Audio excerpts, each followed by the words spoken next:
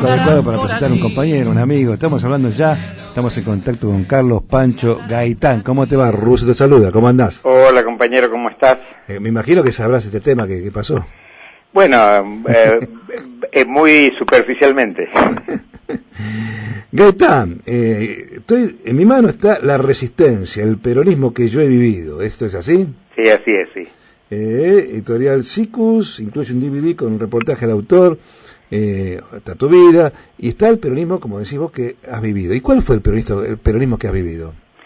Bueno, el peronismo que he vivido es un peronismo a partir de realizaciones de lo social que el pueblo trabajador vivió en nuestro país, una forma de volver de luchar para que este peronismo tenga vigencia.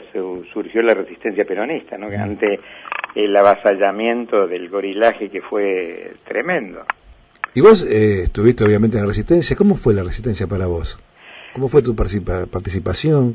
Mira, yo en el año 55, ante el derrocamiento de Perón, tenía 20 años, trabajaba en la fábrica, en el IAM, el Instituto de Técnicos y Mecánicos del Estado, que ahí había aprendido a trabajar.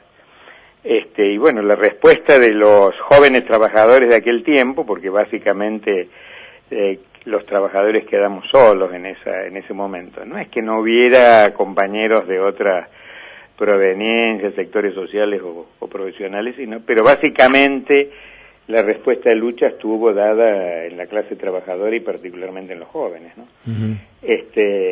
Así que bueno, yo me incorporé a partir del derrocamiento del presidente Perón a lo que se fue forjando luego como la resistencia peronista, de grupos que trataban de responder a la acción represiva de los comandos civiles, de la dictadura militar que se empezó a instaurar desde ahí, en un primer momento con Lonardi, que fue un poco más blanda, y después a partir de noviembre de 55 con Aramburu Rojas. Así que la pelea fue muy dura. Sí. Y en esa pelea donde vos no podías pronunciar la palabra Perón ni hacer ningún gesto peronista, porque ibas preso por ley, ¿cómo se hacían para reunirse? ¿Cómo hacían para juntarse? ¿Cómo hacían para reconocerse? Bueno, la verdad que hubo una respuesta espontánea de la gente muy fuerte, ¿no? Una de las tareas que yo hacía en el grupo en el cual participaba era localizar compañeros. Entonces me decían, mirá, en tal lado hay una compañera o un compañero peronista, y yo, después de la hora de trabajo, cargaba en mi motito, en mi moto Puma que tenía en ese tiempo, iba a buscarlo, y había realmente una respuesta muy solidaria por parte de la gente. Y bueno, y nos reuníamos clandestinamente. Por ejemplo, en el caso de mi barrio, teníamos lo que nosotros llamábamos la unidad básica, que era ilegal, por supuesto, que era una sastrería, y el sastre era el presidente de nuestra unidad básica. Nos reuníamos el grupo de compañeros, con la preconsigna de que si caía la policía o cosa por el estilo, éramos todos clientes del sastre. Mientras el sastre funcionaba como tal, hacíamos la reunión política, y ahí, bueno, nos poníamos de acuerdo en las cosas que podíamos hacer. Nos organizamos para pintar, ya había aparecido el símbolo del PB, que fue la transformación de la cruz con la B, del Cristo vence, como Perón vuelve, ¿no? Sí, eso quiero aclarar. ¿Cómo es el proceso? Porque ¿Cómo es el proceso de la transformación de ese graffiti, no? Sí, porque empieza la cruz. Exacto. Sobre la cruz, en la punta de la cruz, hacíamos un semicírculo, cerrábamos el palo transversal y transformábamos la cruz en una P. Claro.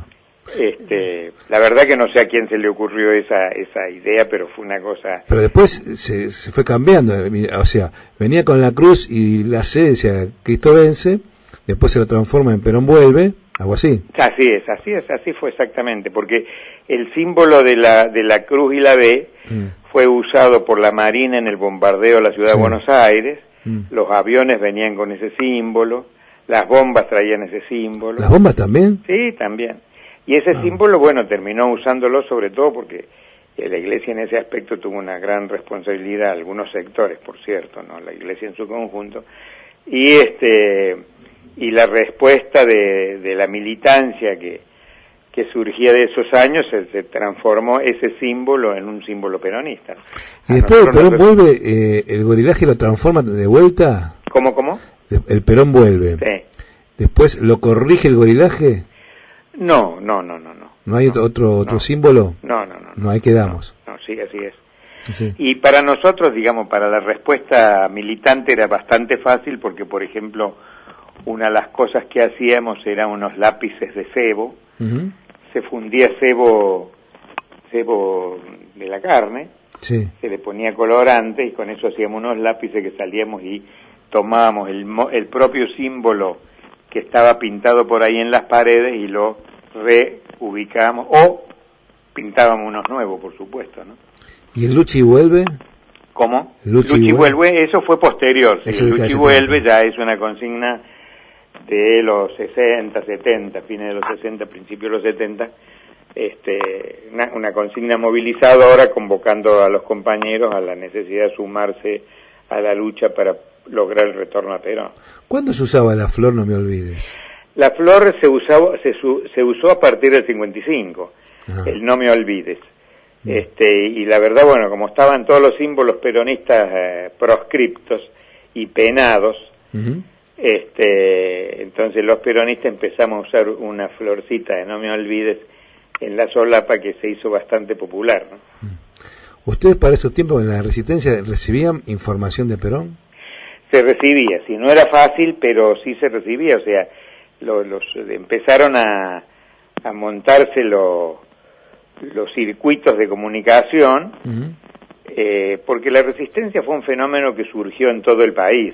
Sí. No, algunos creen que fue un fenómeno capitalino, no, en realidad surgió en todo el país. Y con el andar del tiempo, esos grupos empezaron a tomar contactos entre sí, surgió en la Resistencia lo que se llamaron los comandos de frontera, que eran comandos que se hicieron los países vecinos, y que a partir de ahí eran circuitos de comunicación con Perón, primero en Venezuela, después República Dominicana y finalmente en Madrid, con la que, bueno, se empezaron a montar vías de contactos entre los compañeros y realmente se produjo un fenómeno de comunicación muy fuerte, muy importante. En el momento donde se puede percibir esto con mayor claridad es en el año 57, cuando Perón acuerda con Frondizi votar a Frondizi como forma de derrotar el continuismo de la revolución, de la llamada Revolución Libertadora, que los amigos radicales decían, después del resultado electoral, que no comprendían cómo había sido posible que la gente se comunicara entre sí. Porque en aquel tiempo donde no había internet, donde el teléfono era muy escaso, sobre todo en el interior del país, eran muy pocos los que tenían, etcétera. Entonces, una de las especulaciones es que no iba a haber tiempo físico de la que la gente se comunicara entre sí para enterarse de que Perón había propuesto votar a Frondizi. Sin embargo, bueno, la comunicación se dio y apareció como un fenómeno realmente muy raro, ¿no? Nosotros decíamos que lo que funcionó era el teléfono árabe. ¿Por qué? ¿Y cuál era el teléfono árabe? Sí, bueno, de boca a oreja. Entonces la comunicación popular en eso tiene realmente una posibilidad de comunicación muy fuerte. ¿En esos tiempos Perón mandaba discos de pasta? Muy poco, pero sí hubo discos de pasta, pero hubo poco. Al principio básicamente la forma de comunicación era epistolar, era escrita, y después, bueno, con la cinta magnetofónica eso favoreció notablemente, ¿no? En esa época, ¿quién recibía ese material? En la década de 50. Los circuitos que se habían armado, por ejemplo, en el caso, vuelvo al ejemplo del voto a Frondizi. Yo vivía en Córdoba, soy cordobés de nacimiento. A Córdoba llegó Avelino Fernández y Miguel Gacera llevando una cinta grabada de Perón en el cual nos planteaba la necesidad de votar a Frondizi. O sea, fundamentalmente a través de los cuadros de la CGT, que cuando producido el golpe, Framini, que era del gremio textil, y Natalini, que era Luis Fuerza, son los que asumen la conducción de hecho de la CGT. Y posteriormente, ya a partir del 57, en la que se fortalece por el nacimiento de las 62 organizaciones, es fundamentalmente el movimiento obrero y los sindicatos los que asumen esta tarea de relación, de contacto, de comunicación entre la gente. Ahora, la ley que prohibía hablar de Perón termina en el 58. Sí, termina relativamente, porque, digamos, formalmente sí, porque Frondizi tiene un compromiso ahí con Perón, pero la verdad que la tarea represiva siguió muy fuerte, inclusive Frondizi impone el plan Conintes para reprimir a los trabajadores fundamentalmente en sus conflictos, que fueron muchos y muy importantes en aquellos años. Tu militancia siguió y participaste del Rosariazo y del Cordobazo, ¿no es así? Perdón, no te escuché bien. Que tu militancia siguió y participaste en el Rosariazo y en el Cordobazo. Así es, sí. Yo en esa época estaba en la CGT de los Argentinos, y la CGT de los Argentinos fue realmente un ámbito de agitación y de propuesta de lucha política y sindical muy fuerte, ¿no? También se vivían tiempos de que un sector del peronismo decía el peronismo sin Perón. Sí, exactamente. Bueno, en parte de la lucha interna se vivió ese fenómeno. Incluso Bandor, que era líder de uno de los sectores, muy fuerte y un tipo muy capaz, por cierto, secretario general de la UOM, planteó: para salvar a Perón hay que estar en contra de Perón, ¿no? Que era una galimatía ahí, como parte de una lucha política interna. Claro, no se entiende, ¿cómo lo vas a salvar y vas a estar en contra? Sí. No se entiende. Sí. A ver, si yo te pregunto, una anécdota, un recuerdo, eso que te quedó sellado para toda la vida de tu militancia, de la resistencia de la década del 70, ¿qué me puedes decir? Bueno, la verdad que hay tantos recuerdos que es difícil de... Creo que me parece lo más importante es la capacidad de sacrificio, de entrega, de solidaridad de la gente de base del peronismo, que fue un ejemplo poco visto en el mundo, ¿no? O sea, porque hay otros pueblos que tienen una lucha muy consecuente, el caso de los palestinos, pero en lo que yo llamo la solidaridad de la gente de base del peronismo fue muy fuerte, ¿no?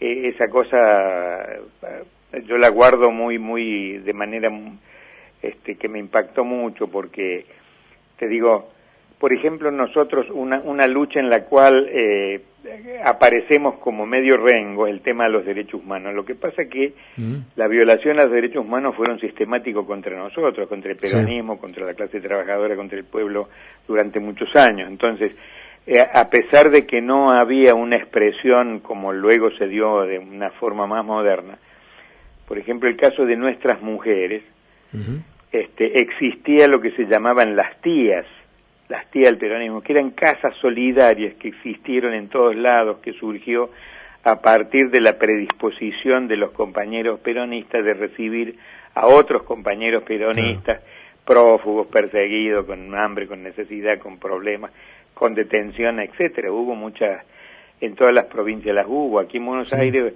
fue una mujer que fue bastante conocida por el peronismo, Margarita Contursi, dirigía una asociación que se llamaba COFADE, Comisión de Familiares Detenidos,